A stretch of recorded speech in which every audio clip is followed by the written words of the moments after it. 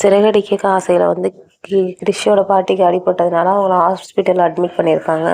அதனால கிறிஷை வந்து வீட்டுக்கு அழைச்சிட்டு வந்துடுவாங்க, மீனா வீட்டுக்கு. மீனா வீட்டுக்கு அழைச்சிட்டு வந்தது அது முத்தோட அம்மாவுக்கு வந்து சுத்தமாக பிடிக்கல. அதனால வந்து கொண்டு விட்டுட்டு வர சொல்கிறாங்க. எங்கேயாவது கொண்டு விட்டுட்டு வாங்க, இங்கே அடைச்சிடக்கூடாதுன்னு. அப்போ வந்து ஓட்டு போடுற மாதிரி கை தூக்கி யாரெல்லாம் கிறிஷ் வீட்டில் இருக்கலாம்னு நினைக்கிறீங்களோ அவங்களாம் கை தூக்குங்க அப்படின்னு சொன்னோடனே எல்லாருமே கை தூக்கிடுவாங்க. அப்போ அம்மாவுக்கு ஒரு ஓட்டு தான் அப்படின்னு சொல்லி கிறிஷ் இங்கே வீட்டில் இருப்பான். அப்போ கிறிஷ் வந்து மறுநாள் ஸ்கூலுக்கு போகாமல் இருக்கிறதுக்காக லீவ் லெட்டர் எழுதணும்.